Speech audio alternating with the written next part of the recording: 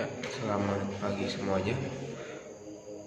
Karena hari ini saya membuatnya subuh. Ya, jadi di video kali ini, di video mentoring penyembuhan ajaib hari ini, saya mau membahas soal jangan nonton TV. Jangan nonton TV terlalu banyak. Ya, kenapa ini masuk materi mentoring penyembuhan ajaib? Ya, seperti yang saya bilang beberapa materi yang lalu, namanya penyembuhan ajaib itu kalau kita lakukan yang nggak ada hubungannya, tapi kita bisa sembuh.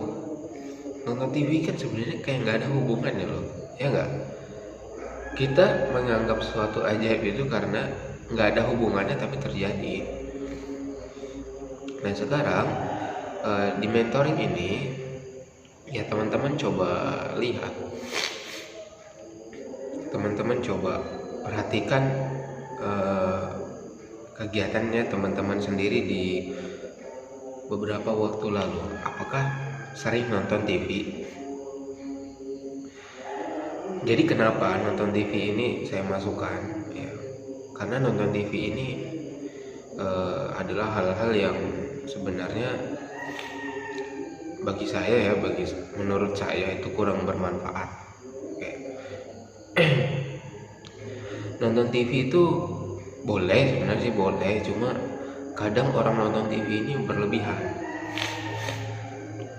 Dia nonton TV, nontonnya kebanyakan acara-acara alay, ya, yang hiburan alay gitu, yang suka menjelek-jelekan orang, menjatuhkan orang, habis itu ketawanya dibayar lagi.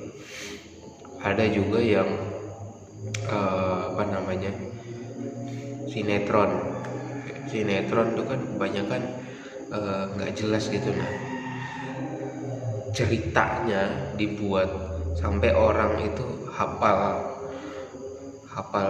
alurnya, ceritanya sampai terbawa banget itu emosinya.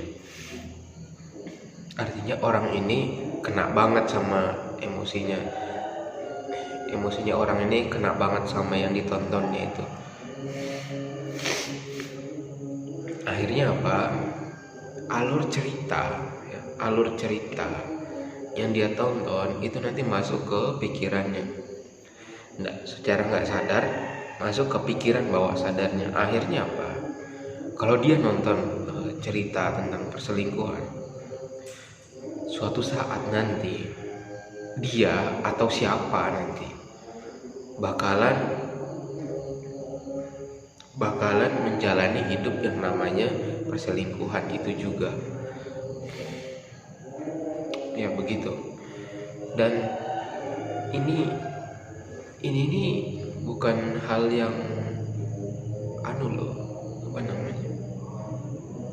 ini hal sederhana kan, cuma orang nggak tahu dampak buruknya. Kalau nonton acara yang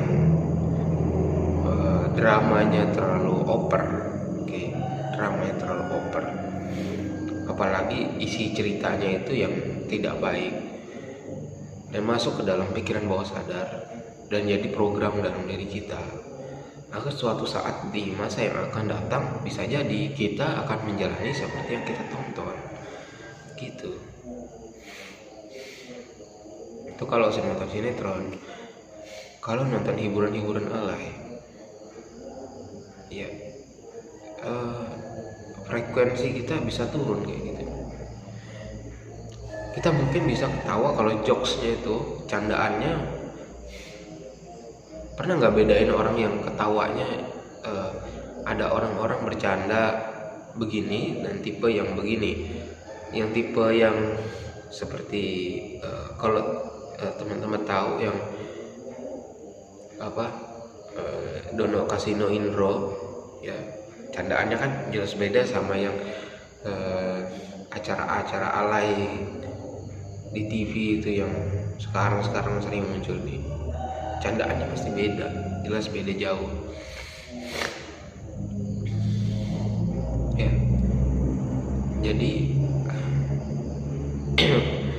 kalau menurut saya candaan yang sekarang ini malah turun kayak gitu, turun, nggak terlalu bagus gitu buat diri kita.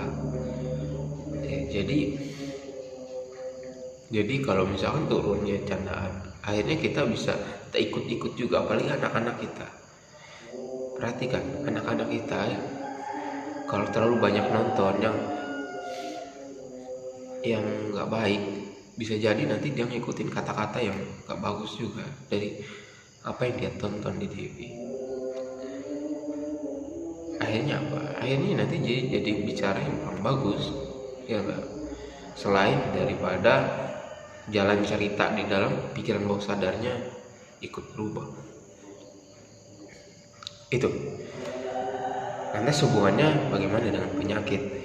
Jelas, kalau pikiran bawah sadar kita isinya program-program yang tidak memberdayakan, ya, seperti acara-acara TV yang tidak sadar program dalam cerita dalam TV tersebut masuk ke pikiran kita, itu bakalan kejadian nantinya.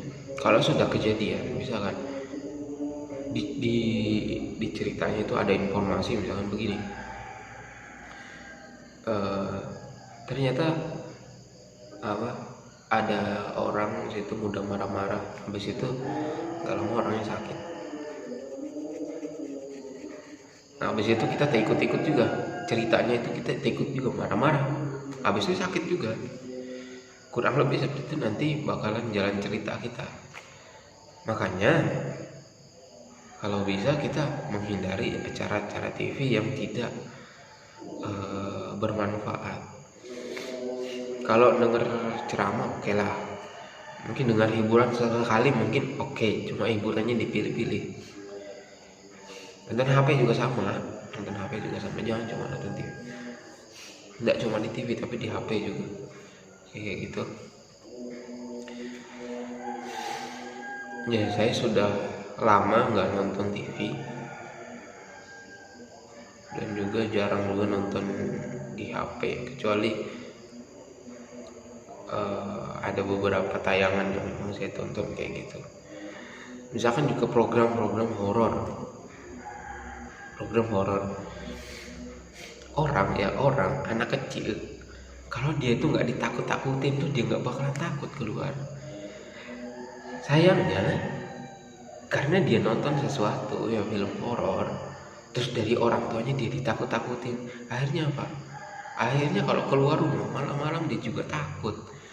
Padahal anak kecil itu kalau nggak ada informasi tentang ketakutan di kepalanya, dia nggak bakalan takut. Nah sekarang kita karena sudah dijalin namanya film horor tuh begini, ada hantunya, ada ininya, ada penampakannya, akhirnya kita takut.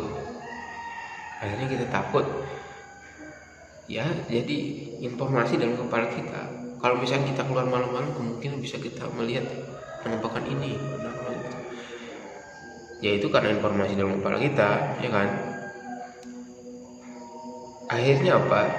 Takut keluar. Perasaan takut, perasaan cemas bermula dari apa yang kita konsumsi. Salah satunya dari televisi, tayangan, gitu. Saya punya contoh teman saya ini sukanya nonton kayak pengusaha gitu, pengusaha kaya gitu, cerita-cerita tentang kekayaan gitu, bisnis, tayangannya itu seminar. Nah, tapi dia itu ya akhirnya apa? Teman saya ini berusaha dia jadi pebisnis, dan itu memang iya, waktu kuliah dia banyak buka jasa buat pin kayak gitu, gantungan kunci, habis itu baju dan lain sebagainya. Ya pokoknya dia jadi pengusaha. Saya rasa sesuai dengan apa yang dia sering dengarkan, sering lihat. Oke ya, jadi begitu intinya. Jangan banyak nonton TV kecuali yang penting. Hindari tayangan-tayangan alay, hindari tayangan-tayangan yang tidak penting. Hilangi drama. Kalau hidup kita nggak mau kena drama, hiburan-hiburan yang jokesnya rendah banget. Oke, itu aja. Sekian materi dari hari ini. Kalau ada yang mau ditanyakan silakan kita diskusikan aja di grup. Oke, itu aja. Assalamualaikum warahmatullahi wabarakatuh.